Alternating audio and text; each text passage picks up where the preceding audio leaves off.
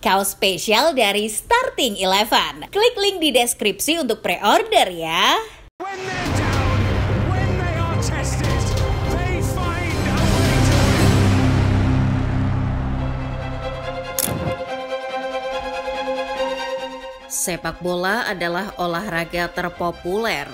Lebih dari 4 juta orang di seluruh dunia menonton pertandingan sepak bola. Sebagai entitas yang populer, sepak bola rentan ditunggangi dan dijadikan alat propaganda. Diktator Spanyol Francisco Franco sudah melakukannya. Ia menjadikan sepak bola, khususnya timnas Spanyol, sebagai kuda pacu untuk terus memacu citranya. Dan itu ampuh. Sepak bola memang telah lama digunakan sebagai soft power untuk memberikan pengaruh besar. Dua negara adidaya, Amerika Serikat dan Tiongkok, juga ikut rebutan pengaruh lewat sepak bola. Perebutan itu mungkin akan terjadi lagi usai Donald Trump terpilih kembali menjadi Presiden Amerika Serikat. Trump punya hubungan baik dengan Presiden FIFA Gianni Infantino. Di sisi lain, Cina masih dibutuhkan Infantino sebagai mesin pencetak uang. Bagaimana dua negara ini saling memperebutkan pengaruhnya di dunia sepak bola? Starting Eleven Story akan membongkar hal itu. Sebelum masuk ke pembahasan, jangan lupa subscribe dan nyalakan loncengnya agar tak ketinggalan video terbaru dari Starting Eleven Story. Sepak bola telah ada sejak berabad-abad yang lalu. Derap langkah zaman membuat olahraga ini kian populer. Seluruh belahan dunia membicarakan sepak bola, dari negara-negara maju di Eropa sampai gang-gang sempit dan tempat pembuangan sampah di Mogi das Cruzes, bola-bola disepak. Hanya kepopuleran itu tidak sampai ke dua negara adidaya, Cina dan Amerika Serikat. Dalam sejarahnya, Cina dianggap sebagai negara asal sepak bola. Masyarakat dari dinasti Hanlah yang menjadi semacam peletak permainan sepak bola yang kita kenal sekarang. Namun begitu, sepak bola justru tidak populer di negeri tirai bambu. Setelah Republik Rakyat Tiongkok berdiri, Mao Zedong dipilih sebagai pemimpin pertama. Ia menjabat dari 1949 hingga 1959. Zedong adalah tokoh politik berhaluan Marxis yang juga dikenal sebagai tokoh revolusioner. Ia pentolan Partai Komunis Tiongkok. Nah, selama kepemimpinan Mao Zedong, Tiongkok tertutup dari pengaruh luar, makanya sepak bola tidak bisa masuk ke sana. Menariknya, sepak bola masih tidak bisa dimainkan saat Tiongkok mulai terbuka di bawah kepemimpinan Deng Xiaoping. Sepak bola baru mulai menjadi perhatian justru ketika Cina dipimpin oleh Xi Jinping. Presiden ketujuh itu bahkan campur tangan dalam sepak bola.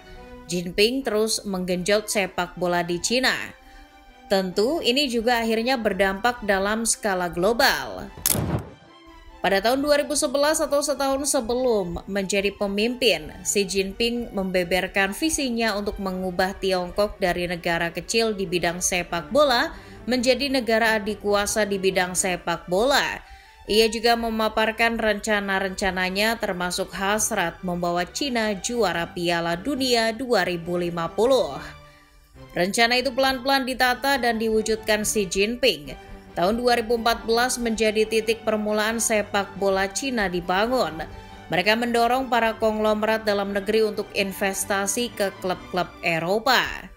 Sebuah foto yang menampilkan Xi Jinping, Perdana Menteri Inggris David Cameron, dan penyerang Manchester City Sergio Aguero yang diambil pada 23 Oktober 2015, menggambarkan betapa seriusnya mereka untuk menancapkan pengaruh di sepak bola.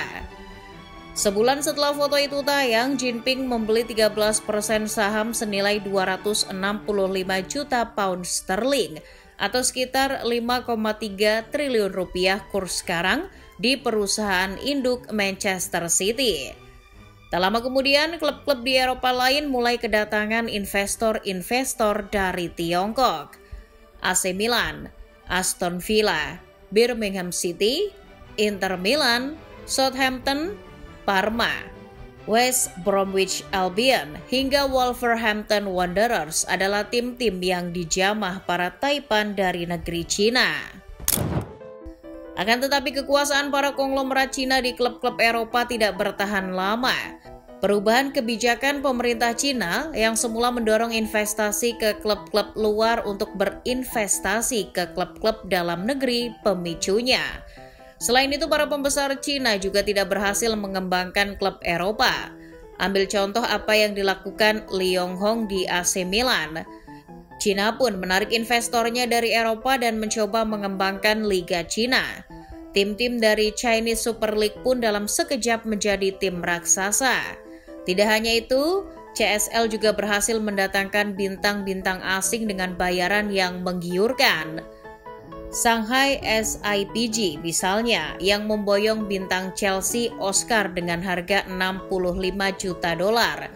Klub ini juga menghabiskan 60 juta dolar untuk merekrut Givanildo Vieira de Souza alias Hulk. Jiangsu Suning mengeluarkan 54 juta dolar untuk mengangkut Alex Teixeira dari Shakhtar Donetsk. Sikap jor-joran ini membuat CSL menjadi liga dengan pengeluaran terbanyak pada musim 2015-2016 jika di total 451 juta dolar dihabiskan klub-klub CSL di bursa transfer. Namun program Xi Jinping ini tak bertahan lama. Korupsi yang menggerogoti federasi dan ketidakberhasilan klub-klub menstabilkan keuangan ditambah pandemi menjadi pemicu.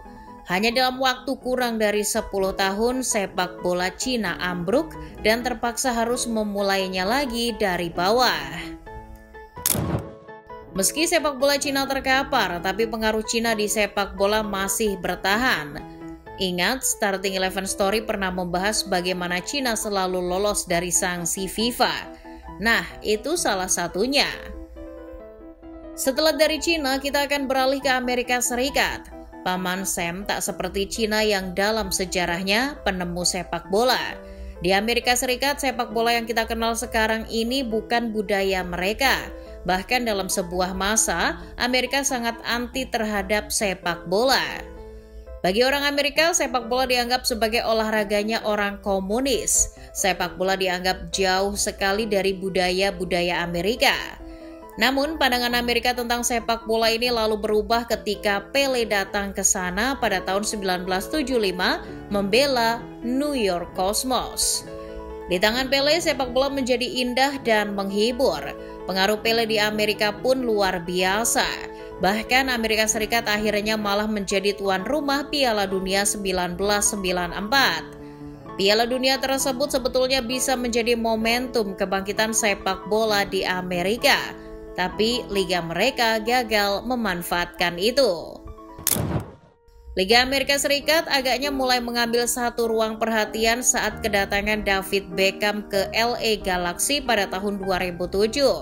Namun, sampai dengan saat itu termasuk setelah Amerika Serikat melangkah ke perempat final Piala Dunia 2002, sepak bola masih belum populer.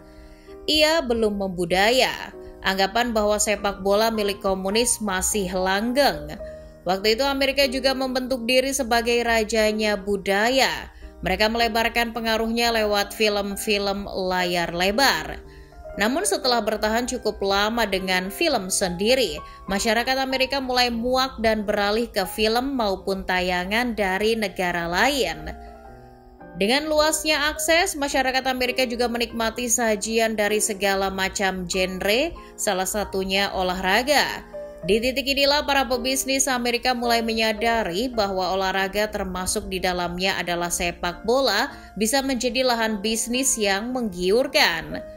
Singkat cerita, tatkala konglomerat Cina menarik investasinya di klub-klub Eropa, pengusaha Amerika masuk menggantikannya. Tengoklah bagaimana perusahaan manajemen aset dari Amerika, Oaktree Capital, sanggup mengusir Steven Zhang dari Inter. Klub-klub Eropa lain, Kiwari justru lebih banyak dikuasai oleh pengusaha Amerika Serikat.